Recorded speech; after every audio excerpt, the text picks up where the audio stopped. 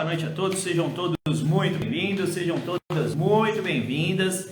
Mais uma live Perícia na Prática, faz parte do projeto Perícia Sem Segredo. O projeto ajuda os profissionais de segurança do trabalho a ingressar na área de perícias trabalhistas, atuando como assistentes técnicos, se destacando nesse mercado, faturando, ganhando dinheiro aí, fazendo as perícias. E hoje a gente tem o prazer de trazer o Rogério Grau aqui. O Rogério é especialista na parte previdenciária, principalmente as perícias previdenciárias. Então a gente vai fazer um bate-papo muito legal aqui das oportunidades no mercado, né, envolvendo as perícias trabalhistas, perícias previdenciárias, como é a demanda, né, desse mercado de perícias previdenciárias, honorários, diferenças com as perícias trabalhistas, semelhanças, enfim. Vamos fazer um apanhado aqui em geral das perícias previdenciárias e trabalhistas, tá? Aguardar o Rogério chegar por aqui para a gente começar o nosso bate-papo. E aí, Rogério, tudo bom, cara? Graças a Deus, vindo de uma semana com muita perícia.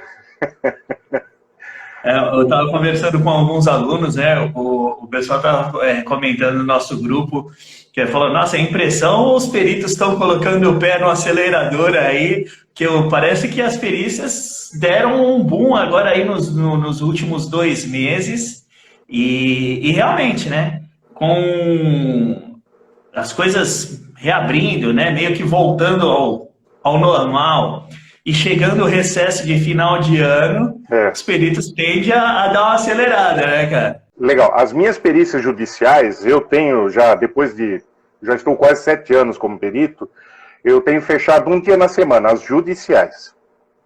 As perícias extrajudiciais, seja elas com assistência técnica ou outras atividades, aí sim eu tenho alargado mais a agenda por questões óbvias, né? Mas o que tem acontecido muito, principalmente, né, daqui a pouco a gente vai entrar mais a fundo na questão previdenciária, como a dificuldade hoje de acesso às perícias previdenciárias judiciais, principalmente nos juizados especiais, muitos escritórios, de forma inteligente, descobriram o trabalho que a gente pode fazer em conjunto, né? Sim. Desde o início. Então, assim, nós temos muito, para quem tem feito essa atividade, essa parceria, então há muito trabalho junto aos próprios escritórios que estão se antecipando ao processo judicial como um todo, já fazendo tantas análises dos PPPs que eles recebem, já fazendo eventualmente algum parecer técnico, ou o LTCAT individual, né, já para prever o que vai acontecer, principalmente nos juizados, né, que são processos abaixo de 60 salários mínimos. Então, alguns escritórios já estão fazendo justamente isso, o trabalho todo de casa, para quando chegar na etapa judicial, ele não ter que correr atrás de mais nenhuma documentação ou sofrer na mão, às vezes, do juiz também, que não tem muito recurso na mão. E aí não há a liberação de perícia judicial, por uma questão de custo, por uma questão de celeridade, por uma série de razões. Então, acaba acontecendo isso. Então, esse é um trabalho que, ao longo da nossa conversa, eu vou explicar um pouquinho melhor. Você vai me orientando o que eu devo falar, o que você quer que eu fale. Você falou que é um bate-papo, então, se falar em bate-papo, eu fico 3 horas aqui, que eu quase não falo, vai. Se o Instagram liberar, vamos embora. Eu acho que é um ótimo tema para a gente começar. Essa questão da prova simplificada, né, que você pode produzir através do profissional assistente técnico, é um ponto que dentro da trabalhista não é tão utilizado assim, mas na previdenciária é muito mais forte, né? Eu acho que é um ótimo ponto para a gente, como ponto de partida, acho que é um ótimo ponto, cara, para a gente iniciar, tu dar uma visão de como é que funciona essa parada dentro da perícia previdenciária. Até assim, eu fico pensando muito ao longo, não sei quanto tempo você já tem de formação como engenheiro de segurança, mas eu já tenho formação mesmo desde 2007, mas já iniciei um pouco antes das empresas onde eu passei, né? Eu sou engenheiro, sou engenheiro químico, e o que acontece? Você ouviu? Você também é engenheiro químico? Eu também sou químico como base. Eu acho que isso é uma vantagem para nós no mundo da perícia, mas... Sim, com certeza. Tudo bem, né? Deixa assim, não conta para ninguém. Eu vou fazer uma pergunta para você. Você ouviu falar alguma coisa na tua pós-graduação sobre legislação previdenciária? Nada. Nada. Nada, zero. Não se ouve falar. Eu há uns 2 anos atrás, eu dei aula na pós-graduação numa faculdade em Maringá, e na ementa lá de perícia tinha só trabalhista. Eu perguntei para o coordenador do curso, eu falei assim, posso falar sobre previdenciária? Me autorizou, mas assim, não é algo comum, né? Então, por que a gente, como profissional da área, a gente tem tanta dificuldade na perícia previdenciária, ou, melhor, na legislação previdenciária? Porque não é falado na pós-graduação.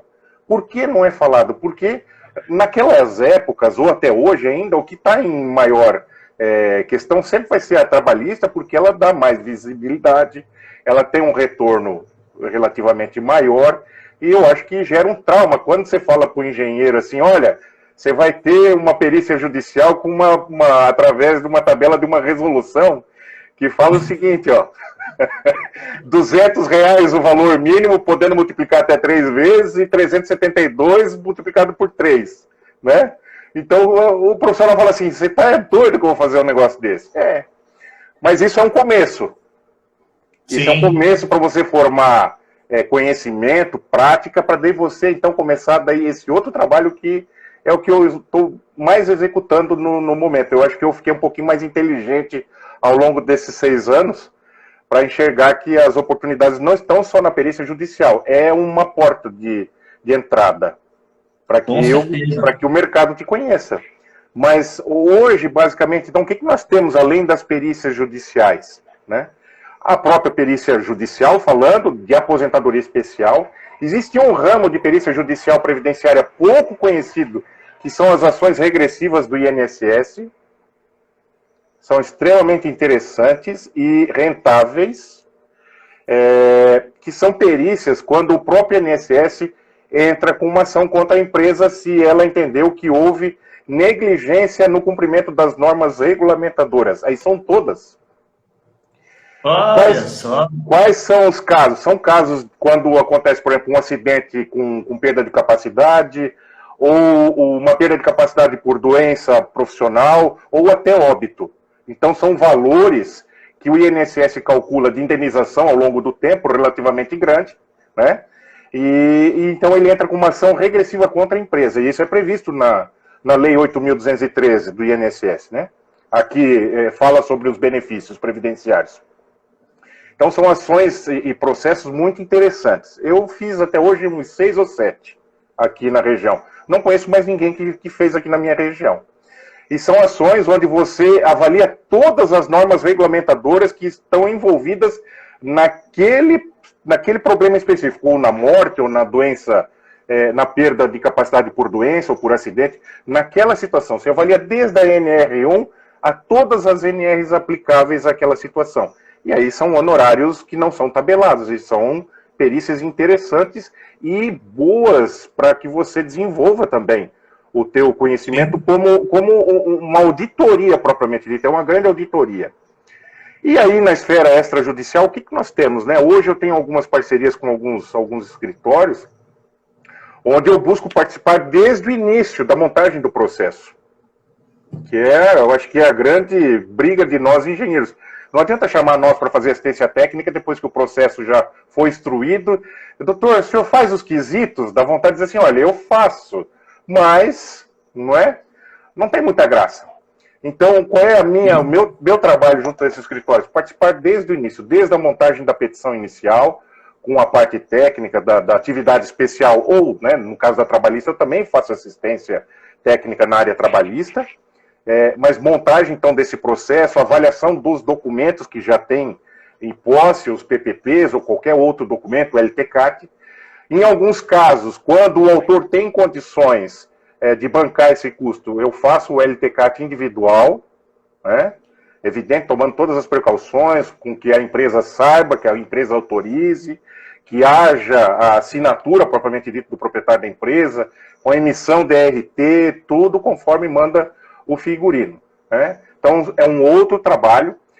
Tem trabalhos também na área de emissão de pareceres para emissão de recurso, para a segunda instância. Já fiz alguns recursos, principalmente na área de químicos, né? Que é uma boa área para nós, que é uma área vasta dos agentes químicos, tanto na trabalhista quanto na previdenciária. Eu acho que onde a grande maioria dos profissionais sofrem um pouco. Então, assim, demais. É vasto o trabalho.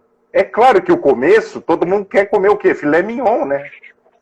Isso é um dos pontos, né, cara? Por que na pós-graduação só se fala de perícia trabalhista? Porque era o filé mignon, alguns anos atrás. Hoje já tem que roer algum osso já. Não é como se fosse há 5, 6, 7 anos atrás. Era diferente. Não, completamente diferente, né, Rogério? Até mesmo pela demanda de profissionais que se fazia, que eram habilitados a fazer as perícias, e pelo número de processos que tinha, que era muito grande. A gente está voltando aí agora a ter um número elevado novamente. Mas a demanda de profissionais que tinha é pequeno. Esse mês passado saiu uma nova tabela de assistência judiciária gratuita de R$ 806, com valor de honorário para trabalhista. Está quase igualando a previdenciária já. Exatamente. E isso também é pouco abordado, né? Quando se fala das perícias, ninguém fala, né, que tipo, você vai começar fazendo o quê? Assistência judiciária gratuita, ganhando honorário pequenininho, sem adiantamento. Ninguém fala sobre isso. Não. Todo mundo fala que ser perito é uma maravilha. E até por isso que eu abordo muito, né? E principalmente a questão de você atuar como assistente, né? Esse trabalho de assessoria para os escritórios é uma das coisas que mais gera resultado dentro da nossa atuação, eu entendo, porque você pode ter uma ampla gama, né, de serviços com honorários muito atraentes, porque tu não é nada tabelado, é tudo de acordo com o resultado que tu consegue dar. Na previdenciária, eu acredito que seja a mesma linha. Inclusive, tem alguns escritórios que fazem, quando você faz uma parceria, eles fazem a seguinte proposta: olha, um valor agora no início e um no final da ação, por exemplo, um percentual X da ação. Que é muito interessante. Muito interessante. E outra, é um trabalho que daí não depende de mais ninguém, é só de você. Você vai cuidar do processo, você vai cuidar da perícia, você vai cuidar dos quesitos, quer dizer, é uma dedicação diferente, né? E abre as portas, com certeza, um trabalho diferenciado. E eu cada vez mais, nesse último ano, venho trabalhando, principalmente com essa entrada na mídia, fazendo a exposição da figura, literalmente falando, né? Eu percebi já num primeiro momento que, assim, a questão, eu tenho dado cursos online também, mas o melhor resultado que eu tenho observado foi a exposição, mais ainda, do meu trabalho junto à OAB e outras organizações, para que esses escritórios profissionais conheçam o nosso trabalho. Sim, essa é uma das grandes dificuldades. Os advogados não sabem a ferramenta que o profissional de segurança pode ser para eles.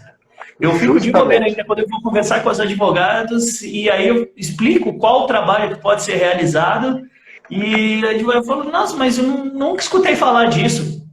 E é interessante na legislação previdenciária, porque a legislação previdenciária, nós temos aí períodos que a gente vai falar de 30, 40 anos atrás, né? Diferente da trabalhista, nós estamos falando aí dos últimos 5 anos. Né? Então, tem toda uma condição diferenciada. E as alterações nas legislações, elas foram muito maiores do que na trabalhista. E o que a gente tem na previdenciária? Então, se a gente for fazer um breve histórico, né, assim, rápido, nós temos legislação de 1964, que é o decreto 53.831, nós temos o 8380 de 79, que foram válidos até 5 de março de 97. É uma legislação. Inclusive, até esse período, se falava ainda em atividades insalubres, perigosas, e olha só, pasme você, e aos que não estão nos assistindo, alguém em algum momento já viu em alguma perícia alguém perguntar assim, doutor, como é que avalia a penosidade? Já ouviu? Penosidade, já peguei muito. O único lugar que existe na face da Terra em legislação propriamente dito é no decreto 53.861, lá fala assim, atividade penosa. Olha só. Sim, sim. Né? Já peguei muito em processo trabalhista, advogado pedindo adicional de penosidade. E a gente fala assim, mas eu vou avaliar como isso, se não tem nada, né? Pois é, lá atrás tinha isso. Sim. E aí depois nós temos o decreto 2.172 e agora o que está em vigor, que é o 3.048, famigerado decreto, inclusive para fins de informações do e-social. Olha que beleza. Então, olha quantas frentes de trabalho que nós temos aí na previdenciária. Ela é uma boa área de atuação. Poucos profissionais que atuam nessa área, que têm conhecimento de causa da legislação, né? Que é o mais difícil. Oi? É uma das coisas mais difíceis, né? A galera entender, conseguir interpretar a legislação e aplicar ela de uma forma que gere o melhor resultado possível. O entendimento, a interpretação da legislação, eu vejo como sendo um dos pontos que é mais difícil de trabalhar no pessoal que chega e efetivamente não sabe nada, porque isso não é ensinado em lugar nenhum, né? E assim, ó, eu quando comecei a trabalhar na legislação previdenciária, a primeira coisa que me apresentaram foi um negócio chamado instrução normativa. Hoje eu corro desse negócio que nem o capeta da cruz.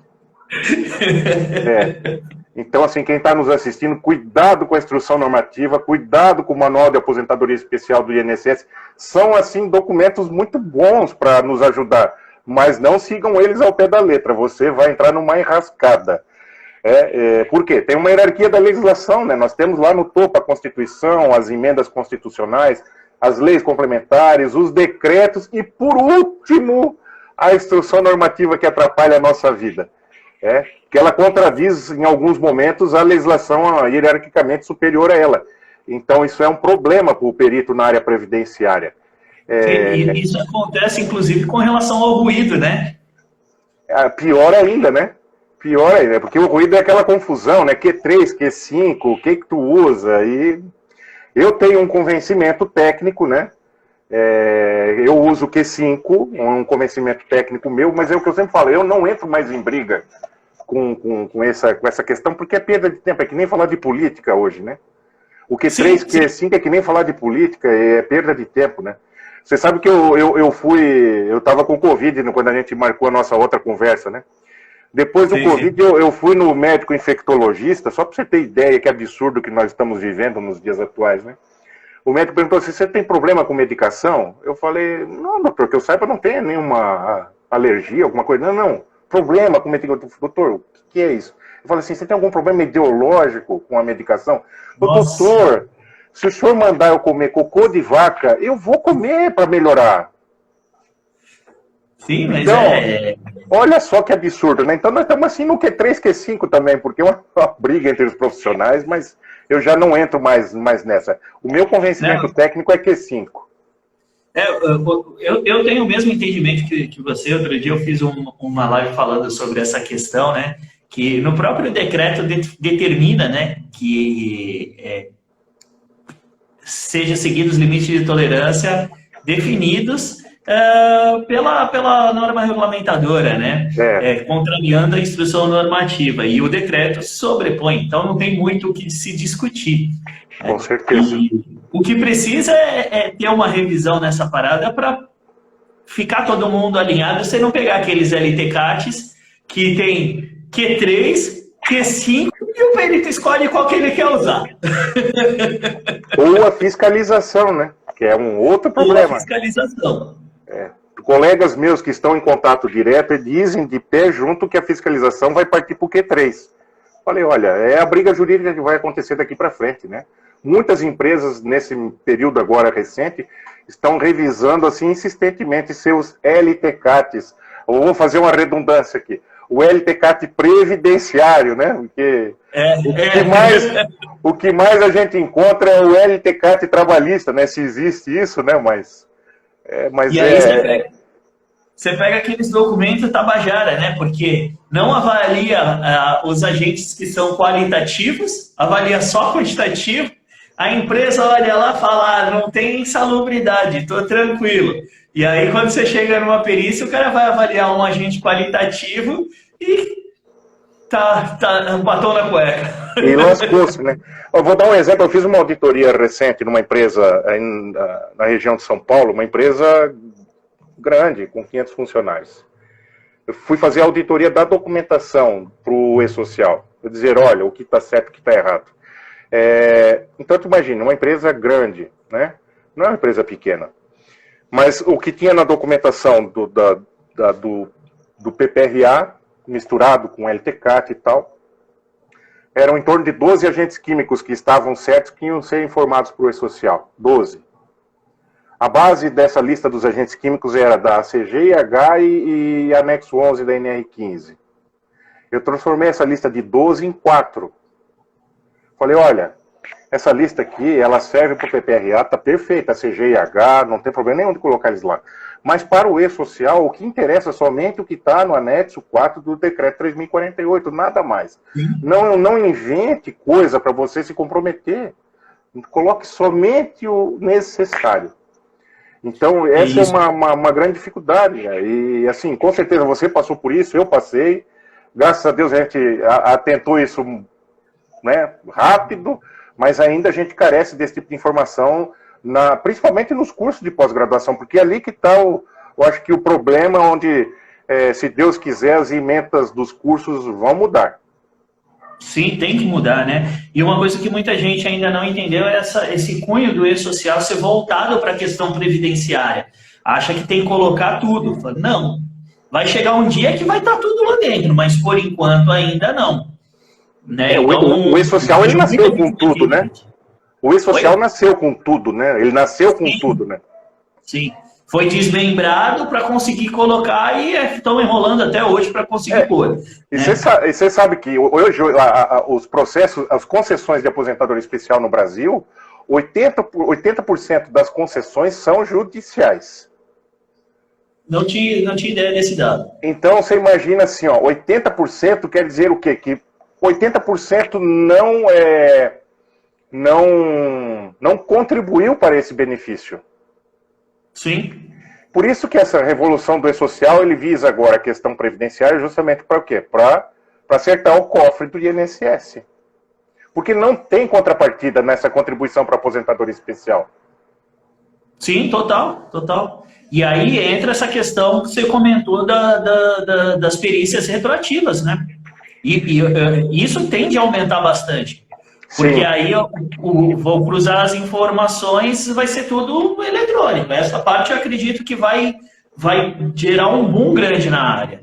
E você sabe uma outra coisa que eu sempre falo também com os alunos, e onde eu vou fazer a perícia, eu converso com os colegas. Olha, qual é o tempo de retenção da tua documentação? Normalmente também se pensa nos 5 anos, pelas questões trabalhistas. Mas agora, quando Sim. Você fala em questões previdenciárias, você pode ter uma perícia daqui a 30 anos. E 99,9% das vezes que você vai fazer uma perícia previdenciária, você chega na empresa, primeiro, que a grande maioria não leva a sério, porque não tem nada hoje que retorne contra ela não é parte do processo, né? Ela não é parte. Sim, e o que acontece? A grande maioria também não tem documentação para comprovar a neutralização dos agentes nocivos. E se tem, não faz questão de apresentar. Por quê? Na maioria das vezes também, se o funcionário é um funcionário antigo, eles querem ajudar o funcionário a se aposentar. Mas eles não contribuíram. E aí fica nesse negócio assim, ó. Aí o INSS fica perguntando pro perito que vai lá, e aí, doutor? Não tem documento, eu vou fazer o quê? Como que eu vou comprovar a neutralização? E aí entra uma diferença muito significativa, eu achei, entre as duas perícias, né? Da previdenciária e da trabalhista. Porque na trabalhista, os peritos, eles meio que se sentem obrigados a concluir de alguma forma, independente se tem documento, se não tem documento, tem que dar uma conclusão. Sim. E aí eu vejo que existe uma forma de visualizar o processo judicial diferente na área previdenciária e na área trabalhista. É por aí essa parada? O que tu... Olha, eu vejo as duas perícias, mas isso é um critério meu, né, Wagner? Eu vejo as duas perícias no mesmo conceito. Se eu não tenho documentação tanto na trabalhista, eu concluo que não tem evidência, de acordo com a NR6, e às vezes eu utilizo até parte da NR9 também, com relação à questão da periodicidade de troca. Eu gosto de um item da NR9 que é levado em consideração na perícia previdenciária. Na legislação previdenciária, ela chama, para fins de neutralização, a 6, 6.1 e a 9, né? Chama as duas. E quando não tem, eu realmente concluo que não tem, então não houve a comprovação da neutralização. Porque a NR6 ela é clara nesse sentido. Eu sei que de boa vontade, muitas empresas estão cheias. Né? Exemplo, né, nessa empresa que eu fui em São Paulo, eu falei para um dos sócios, né, eu falei, olha, faz a conta de quanto que você investe por mês em fornecimento de EPI, de cuidado e outras coisas mais. Então, assim, ó, você não pode errar por causa de um documento, cara. Sim, total. O documento total. É o menor dos problemas. Eu fiz auditoria em fichas de EPI, por exemplo. Eu peguei 10 fichas de EPI. 6 tinham problema de registro. A pessoa não ficou sem trabalhar sem o EPI. Isso é impossível, principalmente em áreas muito ruidosas, por exemplo, com 100 dBA. Impossível ele trabalhar sem o EPI, mas não registrou. E olha só, às vezes o empresário investiu, sei lá, quantos mil ou milhões em segurança ao longo do ano inteiro, aí chega um fiscal da Receita Federal, eu quero olhar o teu processo. Aí ele vai lá, olha e diz, olha aqui, ó, tu tem problema. E aí? Foi-se os milhões investidos em segurança por causa de uma canetadinha que faltou na tua ficha de EPI. Então, assim, eu levo ao pé da letra o que diz a norma. Tem o registro, eu considero. Não tem o registro, eu não considero para fins de neutralização também na previdenciária, Wagner. Legal, legal. Eu costumo levar isso muito, de uma forma bastante rígida quando eu vou fazer, eu chamo de programa de redução de passivos trabalhistas, né, para os meus clientes. Perfeito. Que é justamente essa auditoria, só que é focada na parte trabalhista, né? E uma das coisas que eu bato muito, né, na questão do EPI, eu mostro para eles, falo, tá vendo? Eu não tenho registro, falo, mas foi entregue, foi, cara, não adianta. Aí a pergunta que eu sempre faço para eles é a seguinte: você sabe quanto custa uma ficha para um mecânico que tem exposição a óleo e graxa, por exemplo? Sabia que um mecânico teu custa 40 pau? Os caras, como assim? Aí eu mostro para eles o adicional, 5 anos e tal, reflexo e tal. Foi, quantos mecânicos você tem? Eu tenho 10. Falei, então, legal, você tem 400 pau de passivo trabalhista. O quê? É isso mesmo. E aí os caras começam a entender a diferença, né? Começam a entender a diferença entre gestão, realmente, gerenciamento daquilo que deve ser feito, com simplesmente sair entregando EPI para o pessoal e falar, vai trabalhando, se vira aí para trabalhar. É uma diferença muito grande, né? Peraí, a Thaís está aqui junto comigo, aqui me ajudando. Boa noite, Thaís. Boa noite! Tem gente que não sabe nada. O que é trabalhista? Legal. A Thaís está aqui me ajudando aqui. Para a gente ajudar aí a galera, né? Tá bom. Então, assim, ó, vamos fazer um resuminho, né? A diferença do que é a previdenciária, do que é a trabalhista e qual que tu acha que é a principal diferença entre as duas, cara?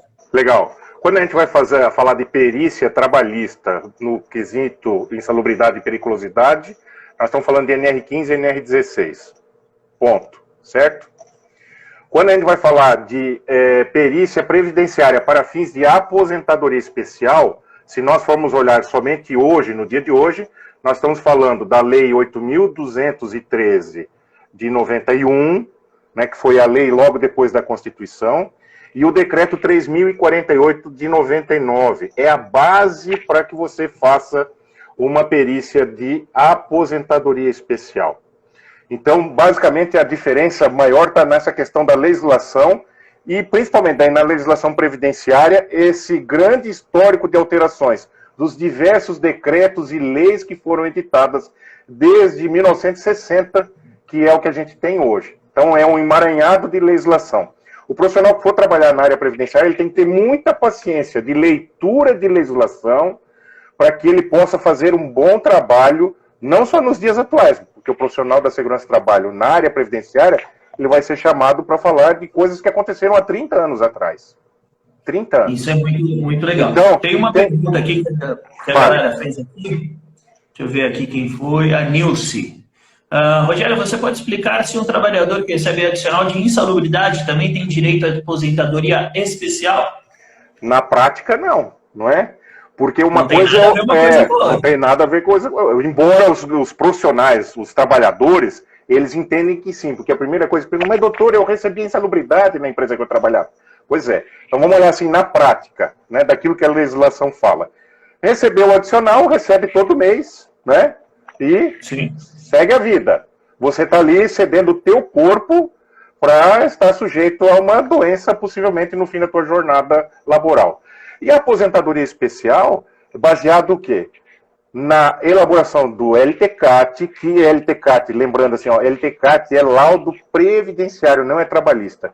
E nesse LTCAT, então, o profissional que elabora, ele vai indicar para a empresa se o profissional tem direito ou não à aposentadoria especial. Algumas questões da legislação técnica, é claro que em algum momento elas se confundem com as NRs, né? Mas elas fazem parte desse contexto, elas não são a base desse contexto. Sim. E quando a pessoa tem direito à aposentadoria especial, se está presente o agente nocivo, tem a habitualidade do agente nocivo, não foi neutralizado ou eliminado o agente nocivo, a empresa deveria de contribuir lá em todo aquele emaranhado de tributação, mais 6% de adicional para aqueles agentes que são previstos para aposentadoria para 25 anos, 9% para os agentes que consideram 20 anos e 12% para os agentes que estão previstos para 15 anos. Me diga, qual que é a empresa que você conhece que recolhe esses adicionais? Praticamente, eu conheço pouquíssimas. Pouquíssimas. Sim. Então, em resumo, baseado na legislação em vigor, a grande maioria da população, do povo trabalhador do nosso país, não teria direito à aposentadoria especial. Sim. E é aquilo, é como eu costumo falar para os meus alunos com relação à trabalhista, né? O que não está na norma não é insalubre ou não é periculoso. Não adianta, é o que está lá. Né? Na previdenciária é a mesma coisa, é o que está no decreto. Não está no decreto. Então, aí é um problema. Vou te contar a minha experiência prática. Eu também achava que era assim. Principalmente nesse aspecto das confusões entre a instrução normativa e os decretos, e alguns agentes que estão na legislação trabalhista e que não estão na previdenciária. Exemplo clássico.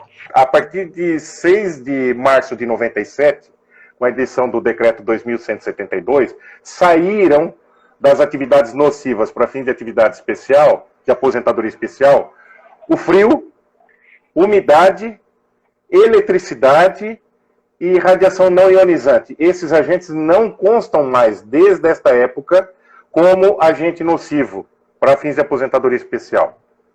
Aí chega o perito lá, Rogério, frescão, assim, louco, de vontade de trabalhar. Não, eu vou seguir o decreto ao pé da letra. Primeira perícia que eu me enrosquei. Posto de gasolina. Cheguei lá, o que o senhor faz? Ah, eu abasteço. Então tá bom, vamos embora, né? Acabou a perícia, né? Aí a advogada assim, mas doutor, o senhor não vai avaliar a periculosidade?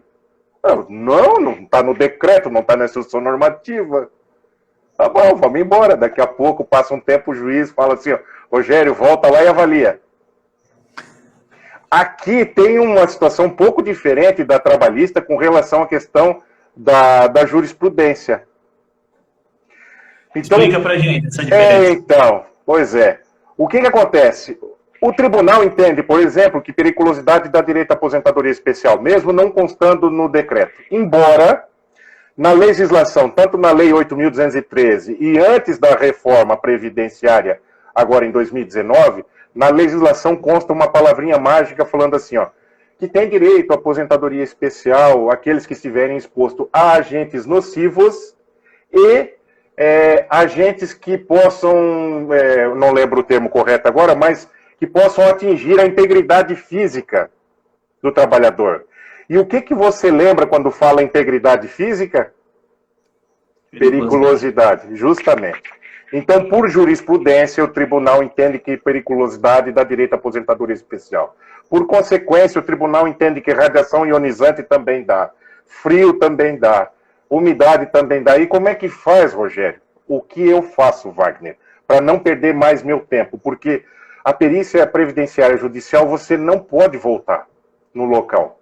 Porque se o honorário já é baixo, sim, você imagina o prejuízo. Então, o que eu faço depois de muita bordoada que eu levei? Eu indico que eu identifiquei o agente, digo que não é especial, mas que está na legislação trabalhista e deixo com o juiz. Porque eu já sei que ele vai dizer sim, né?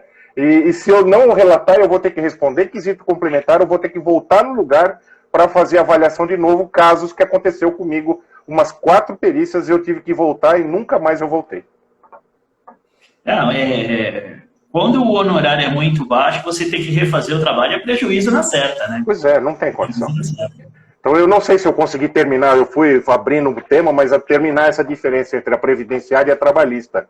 Eu acho que ficou bem claro aqui, ó. Galera, quem quiser fazer pergunta, utiliza o balãozinho com o ponto de interrogação, que fica mais fácil para eu ver aqui, ó. Tá. Tem uma pergunta aqui, ó. No decreto 3048, a gente consegue acessar os agentes químicos que caracterizam a aposentadoria especial? Sim, lá o decreto ele tem vários anexos, né? E o decreto ele fala sobre a aposentadoria especial a partir do artigo 57, se não me falha a memória, e vai até os 68 ou 70, os artigos.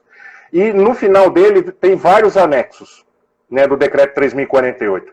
E o anexo 4 é justamente onde estão os agentes nocivos listados. Lá nós temos os agentes químicos, os físicos, os biológicos e a associação dos agentes, nesse anexo 4.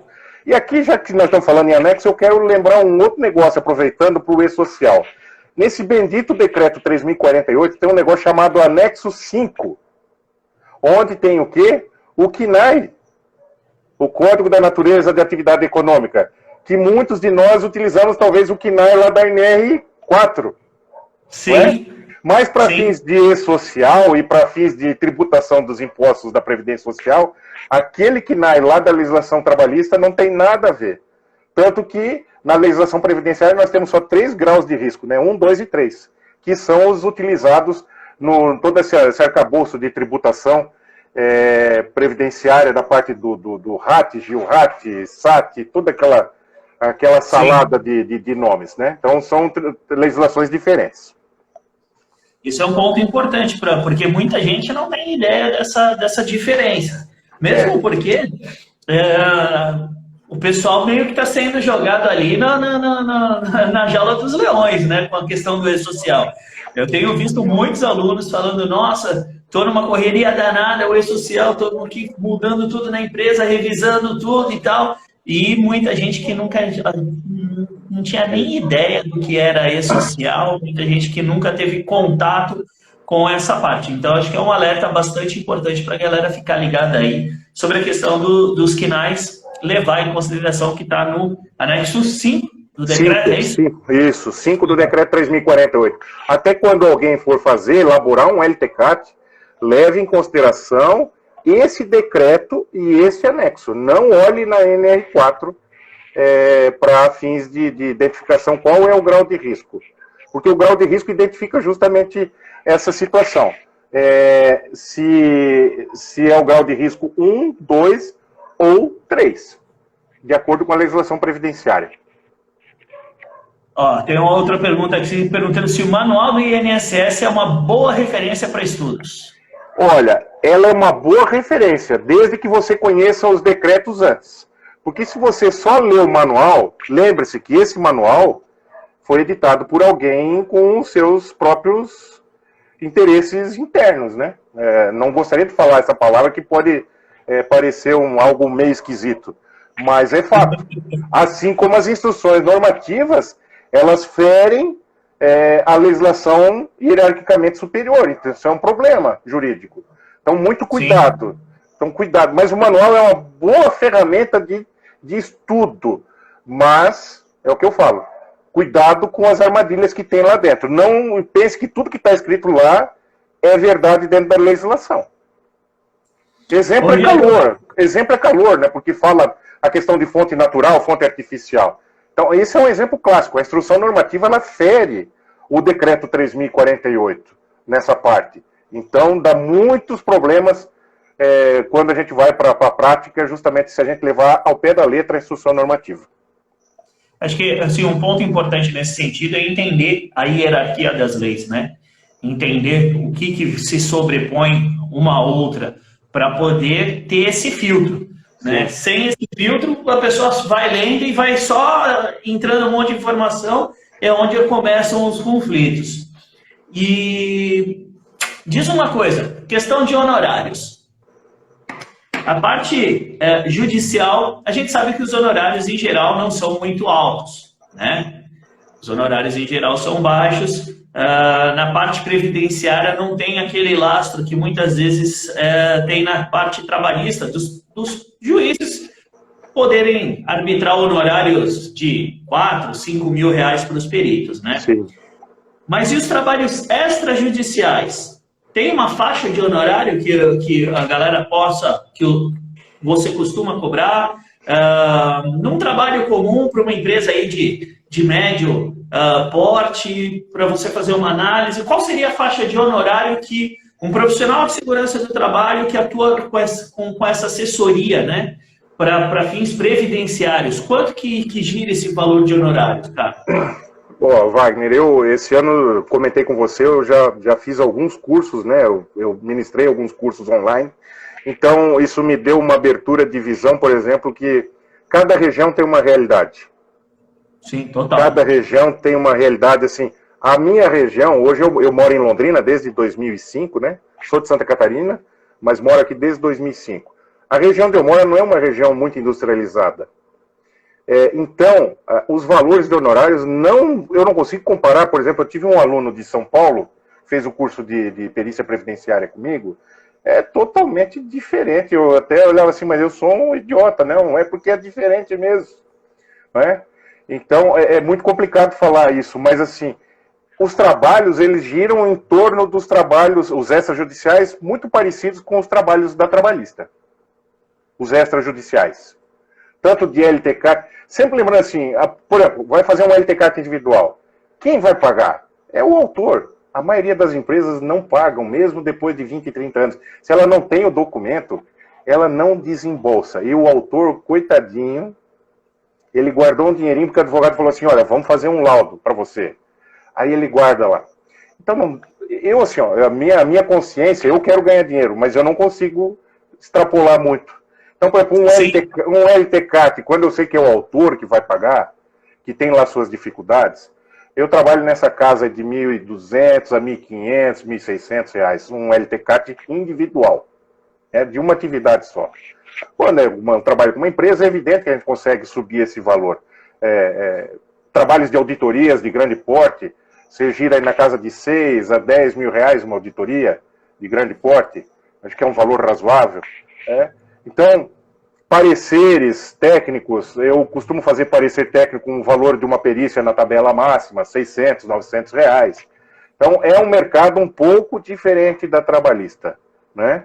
Embora cada vez mais está crescendo esse tipo de trabalho. Então, eu penso que daqui 1 ano, 2 anos, talvez nós tenhamos uma condição já muito similar com a questão dos trabalhos dos profissionais na área trabalhista, tá?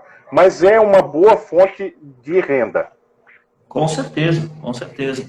E eu acredito que tenha ainda menos, se assim, já existe uma carência grande de profissionais nas perícias trabalhistas, na previdenciária, acredito que a carência deve ser ainda maior.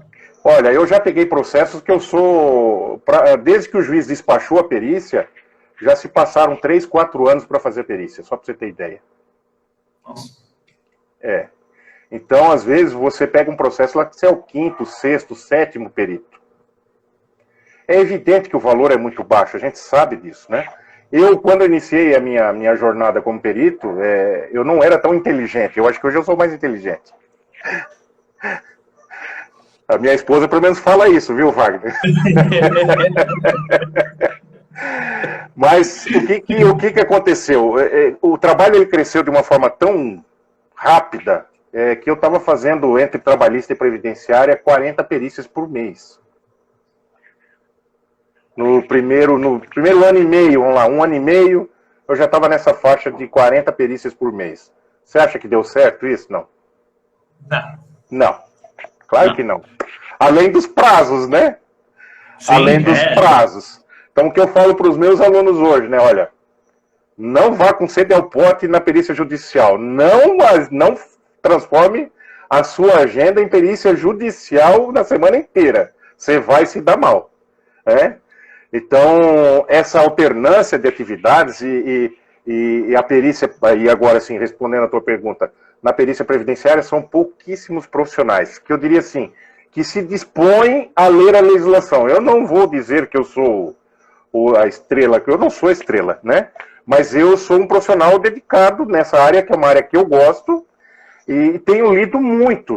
Mudo os meus pensamentos, meus entendimentos constantemente, porque é muita leitura. Então, é algo que eu gosto de fazer, me chama atenção, por vários motivos. Tem gente que diz que eu sou louco, né? Mas eu gosto mesmo, é uma vocação, eu diria para você, e me deixa muito satisfeito. Agora, exige do profissional uma quantidade de informações maiores. Desenvolvendo o curso, eu desenvolvi um material em Excel, né? Eu gosto de brincar com programação, e eu desenvolvi 2 planilhas interativas, programáveis, né? E onde eu coloquei toda a legislação previdenciária. Por exemplo, o aluno ele vai lá e consulta. O que diz sobre calor? Então tem lá uma abinha onde ele tem calor, ele olha toda a legislação ao longo do tempo. Isso facilita demais na hora da perícia. Com certeza.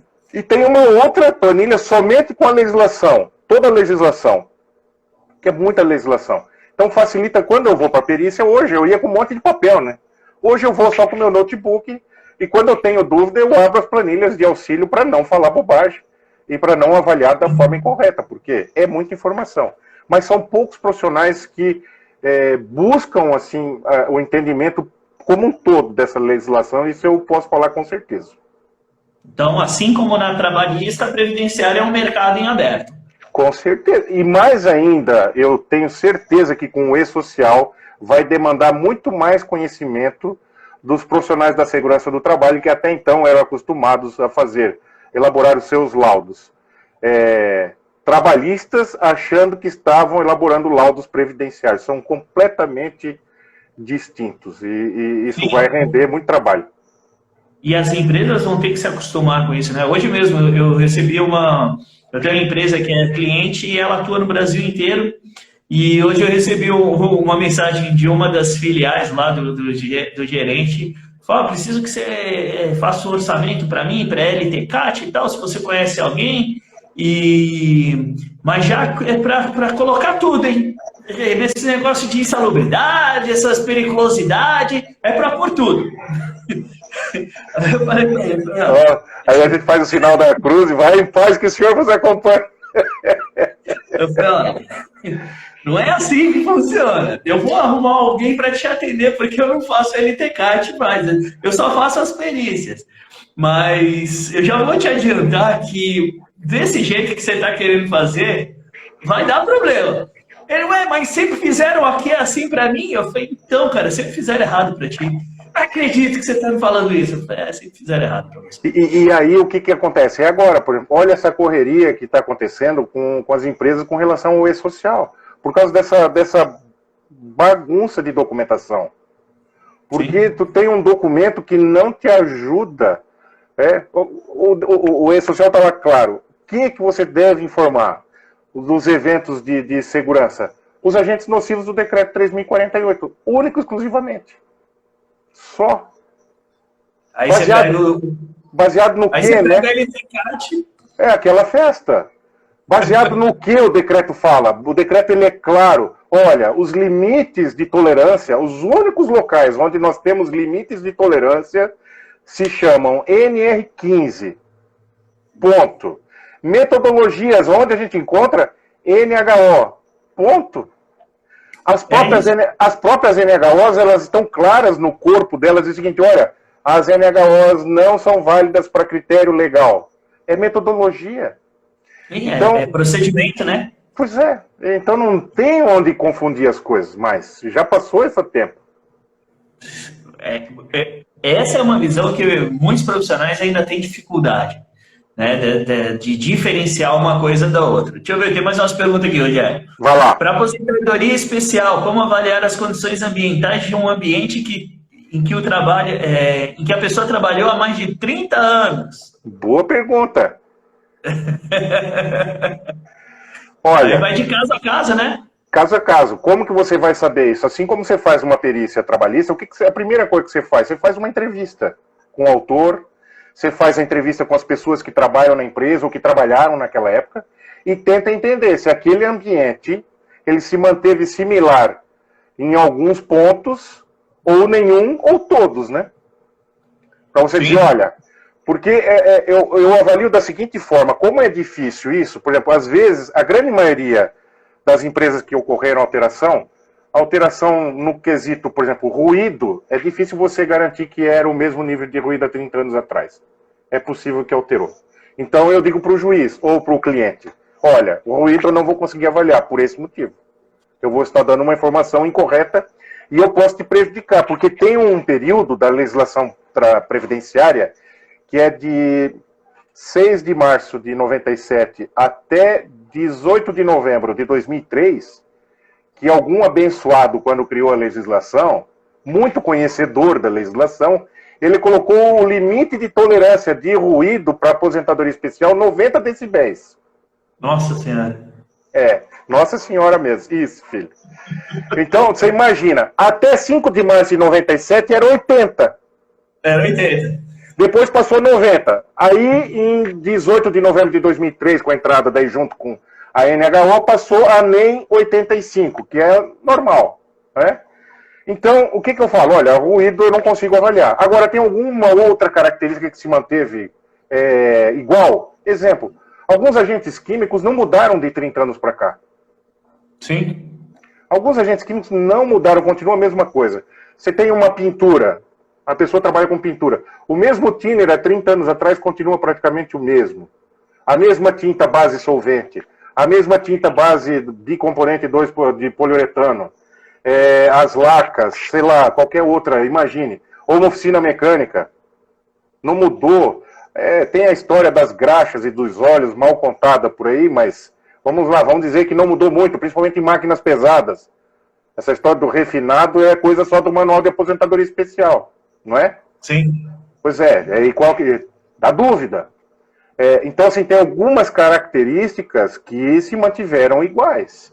Quando você consegue identificar essas características e se elas se mantiveram iguais, aí você consegue colocar no teu laudo pericial que as atividades analisadas em relação aos períodos analisados se mantiveram iguais, similares em relação à avaliação que você fez atualmente.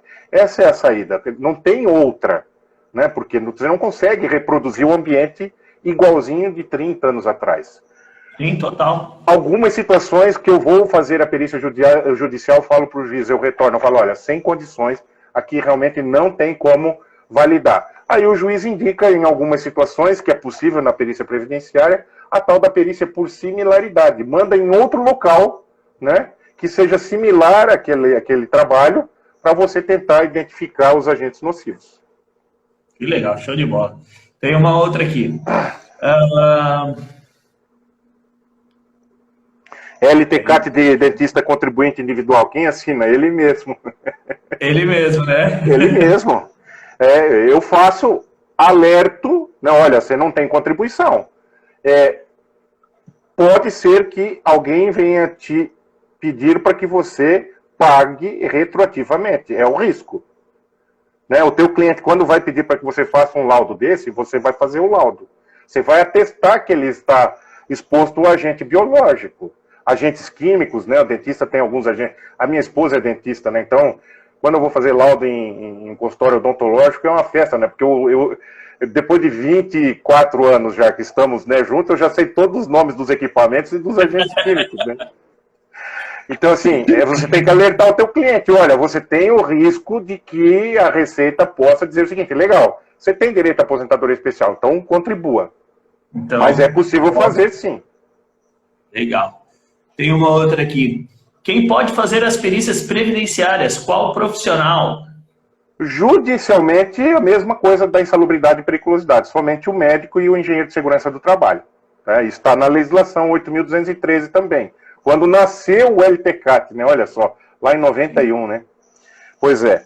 Agora, extrajudicial, é claro que a gente tem uma gama de profissionais que podem ser assistentes, assim como nós temos na trabalhista, né? Os técnicos, que são excelentes profissionais, têm um conhecimento fantástico, né? Eu trabalhei somente com técnicos que me ensinaram demais. Então, são profissionais que têm essa capacidade para realizar esse tipo de atividade. E nós temos agora também, mais recentemente, os próprios tecnólogos também, que estão entrando nessa jogada aí também. Agora, judicialmente, não tem jeito. Inclusive, para a emissão do próprio LTCAT, né? Quantas perícias judiciais que eu tenho feito, por quê? O laudo que as empresas juntaram no processo estava assinado por um técnico e aí não tem validade para fins de aposentadoria especial, infelizmente. Show de bola. Vamos seguir aqui, ó. Tá bom, vai lá. Material de estudo indicado para a legislação previdenciária. Onde buscar? Lá no site planalto.gov.br, não tem jeito, tem que ler. Eu não vou ficar aqui fazendo muita propaganda, não dizer assim, faça o meu curso. Não. O material está disponível para qualquer um, não é? Se fizer quem quiser aprender na prática... se quiser, maravilha, será bem-vindo. Mas não vou fazer desta forma, dizer que só eu tenho, porque é mentira. Mas está lá. Você pesquisa, então, Decreto 3.048, Decreto 2.172 de 97, a Lei 8.212, 8.213 de 91, você vai ver o Decreto 53, o 8380, então isso é a base. O Decreto 10.410, agora da reforma da Previdência. Você vai pesquisar a lista de agentes cancerígenos, a LINAC, que é da Portaria 9 de 2014. Então essa é a base de estudo. Depois eu recomendo que você leia as instruções normativas. Não faça o contrário. Não leia a instrução normativa agora não, senão vai dar um tilt na sua cabeça. Leia os decretos primeiro, que é melhor. Show de bola. Pegar a última aqui. O laudo pericial de insalubridade ajuda na perícia previdenciária? Desculpa, Wagner, eu distraí aqui. Repete para minha pergunta, por favor. Laudo de insalubridade te ajuda na perícia previdenciária? Se a empresa não tiver, por exemplo, um LTCAT, tem um laudo de insalubridade. É aceito. É aceito. Ele tem alguns requisitos que, na maioria das vezes, o pessoal não observa quando a legislação fala. Quais são esses requisitos? Que esteja assinado por um profissional habilitado, né? Insalubridade só pode ser médico e engenheiro, certo? Sim. Assim como o LTCAT também. Mas, às vezes, você pode utilizar num processo de aposentadoria o PPRA, que, às vezes, não está assinado por um engenheiro, mas quando chega na fase judicial, ele é invalidado porque não tem assinatura do engenheiro. Então, alguns laudos ajudam, sim, principalmente laudos antigos, onde as metodologias têm alguma similaridade da NR15, principalmente, anexo 1 para ruído. Até 2003, a metodologia e os limites de tolerância para ruído era a NR15 e toda a sua metodologia envolvida, que para mim, eu vou contar só para você e mais para quem está assistindo, que eu entendo que é a NHT, mas ninguém me xingue, viu? Ninguém me xingue porque eu falei que é NHT. É só ela que eu entendo que serve para 15. A NHO eu não entendo, né? Mas tudo bem. Então, é possível se utilizar em algumas situações quando você não tem outra prova e não tem nem como produzir a prova, sim, é utilizado. Principalmente quando o laudo é bem feito, né, Rogério? Perfeito. A gente pega um monte de laudo por aí que você olha e fala, não passa de um relatório mal elaborado. né? Ctrl+C, Ctrl+V, aquele laudo de gaveta. Exatamente. Ó, tem uma da Nilce aqui pra gente fechar que já deu 1 hora. Quando o papo é bom, a hora voa, né? Não tem jeito. Aqui, ó, como interpretar um PPP com foco na aposentadoria? Eu diria para você que o PPP, o foco é só na aposentadoria especial. Ele não serve para trabalhista. O PPP, ele é um documento exclusivamente previdenciário. Portanto, o PPP, ele deve estar de acordo justamente com toda essa legislação que eu te falei. Por isso que muito PPP hoje, ele já é rejeitado no processo administrativo junto ao INSS. Principalmente ruído. Vou dar um exemplo clássico. Chega lá, ruído, período de 2010 a 2021. Ou a empresa colocou lá assim, 87 dBA.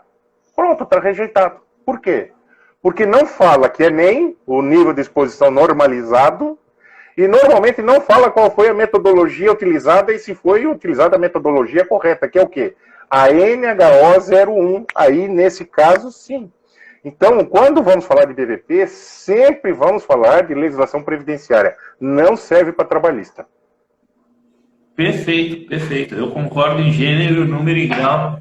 Quando meus clientes querem colocar PPP nos processos trabalhistas, eu falo, não. Tira esse negócio daí. E muitas vezes o colaborador que trabalhou na empresa, ele volta até com orientação do advogado, pedindo, olha, eu ganhava periculosidade, coloca periculosidade no meu PPP. Quando eu vou fazer a perícia, eu falo assim, olha, infelizmente a empresa está certa em não ter colocado, porque não faz parte. Mas o tribunal, daí vem aquela história, o tribunal entende, então agora tem a perícia para dizer que a tua atividade era periculosa, mas no PPP você não vai colocar isso. Sim, total. Show de bola, Rogério.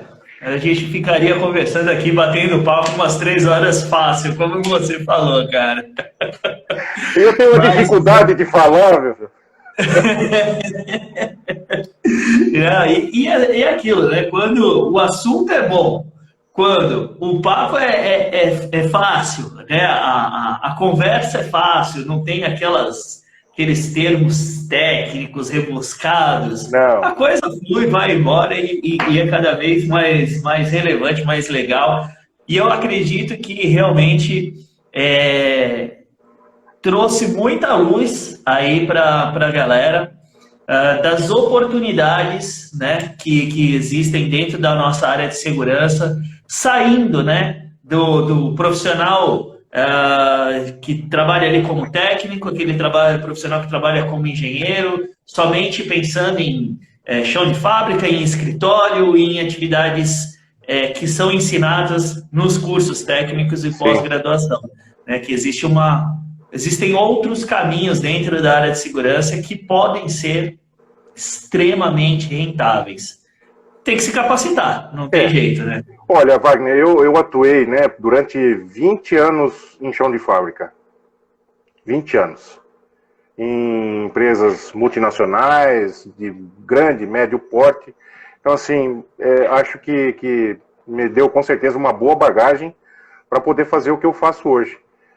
De novo, né, não sou nenhuma estrela, nenhuma sumidade do mercado. Eu sou mais um profissional que está no mercado buscando a minha luz, né? E uma coisa que eu faço é estudar muito, sempre, sempre, sempre. Aquela pergunta nos grupos de WhatsApp que a gente tem, professor, pode tal coisa? Sempre à vontade primeira de responder é o seguinte, você já leu? Sim. Você já leu? Então, eu acho que eu acredito muito nisso.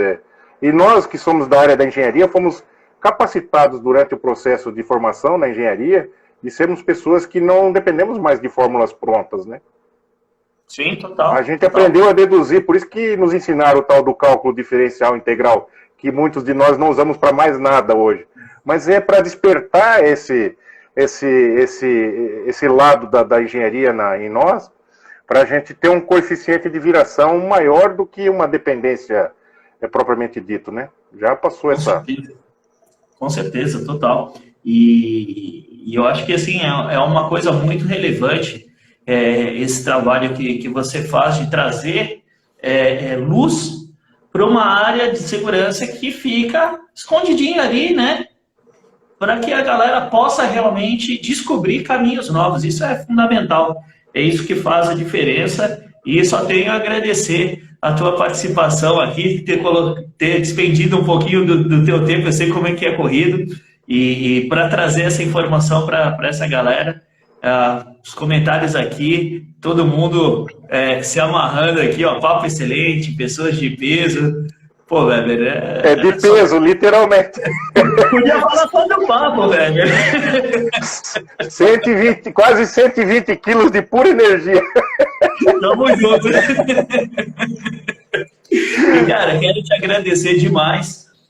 Já está convidado para voltar outras vezes para a gente explorar ainda mais essas áreas que podem caminhar em paralelo sim. E as pessoas terem ainda mais oportunidades de se tornarem protagonistas aí das suas carreiras, das suas vidas. Obrigado, cara. Legal. Só aproveitando e fazendo o convite aqui, quem quiser consultar lá a minha página, quiser fazer contato, fique à vontade.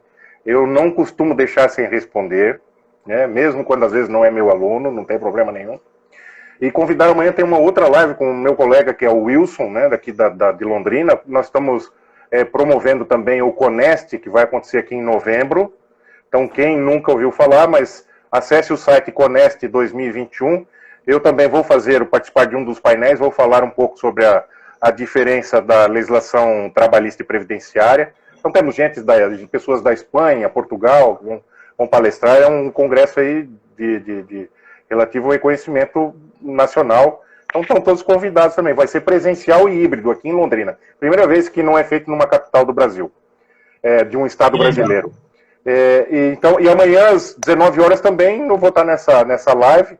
Está divulgado lá no meu Instagram. Se alguém quiser, eu vou ser mediador dessa live sobre tributação.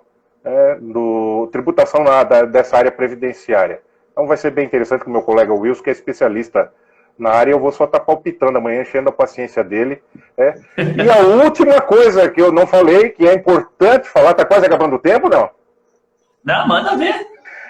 Eu também sou, além de engenheiro, né, sou pai, tenho um filho de 21 anos, está fazendo direito, está no 3º ano, me ensinou tudo de hierarquia de legislação, é um espetáculo. Eu falo aqui, ele escuta lá. E nas minhas horas quase não mais vagas ultimamente, graças a Deus, também sou diácono permanente da Igreja Católica, né? Então, tem uma atuação muito grande. Então, eu faço de tudo, velório, casamento, batizado. Onde você pensa, eu estou enfiado aí, andando por essa cidade aí, rezando também, porque também é bom. É bom, é muito importante, cara. Eu gosto muito dessa parte de espiritualidade, sou muito ligado. Eu tenho um primo que ele é missionário e ele faz um trabalho muito legal pelas redes sociais também. E eu acompanho bastante o trabalho dele. É uma coisa que nos ajuda a manter centrado, manter os pés no chão, né? Acima de tudo, com os pés no chão, que eu acho que falta bastante aí para a sociedade atual, é empatia, as pessoas serem mais dedicadas ao próximo, terem os pés no chão, e com certeza a gente consegue relacionamentos melhores, e acho que isso falta bastante na sociedade. Eu não consigo te explicar como que eu fui para lá, mas um dia me perguntaram, o diácono, você sempre pensou em ser diácono? Eu falei, eu não pensei nem em rezar, imagina em ser diácono. Show de bola. Inclusive, acho que eu peguei o Covid no velório, cara, mas tudo bem, tá valendo, não tem problema. Mas ficou tudo bem, contigo e com a família. Graças a Deus, estamos bem, fazendo o tratamento pós-Covid ainda um pouco, mas estamos bem, sim. Isso é importante. Maravilha, tá, Rogério. Muito obrigado, meu jovem. Obrigado, cara. Eu que agradeço de coração. E vamos marcar novos bate-papos, porque foi sensacional, cara. Legal. Fico à tua disposição aí, só convidar que a gente tá a postos aqui para falar mais um pouquinho. Valeu, Rogério. Valeu. Obrigado, cara. Abraço, fica com Deus. Tchau, tchau. Tchau. Que bate-papo legal, que coisa boa. Você conversar com pessoas iluminadas é diferente, né? O Rogério é um cara iluminado, um cara que traz um sentimento bom quando a gente conversa, porque fala muito fácil, né? Explica de uma forma muito clara aí os assuntos e não tem, né, o receio de dividir o conhecimento, né? Expõe aquilo que ele conhece, divide com os demais, para que todos nós possamos crescer e chegar em lugares melhores, cada um com a sua dedicação, a sua atitude e o seu empenho, sabendo ali o seu futuro, onde quer ir, quer chegar. Só tenho a agradecer aqui, foi algo muito especial, muito relevante para a gente, dentro do projeto Perícia Sem Segredo, tê-lo aqui conosco hoje, Rogério. Muito obrigado mesmo. Beijo no coração, galera. Obrigado pela presença de todos vocês. Obrigado, Rogério. Obrigado. Foi muito bom esse nosso bate-papo. Adorei. Com certeza vamos marcar mais vezes. Um grande abraço a todos e vamos juntos, porque juntos nós vamos muito mais longe. Valeu, galera!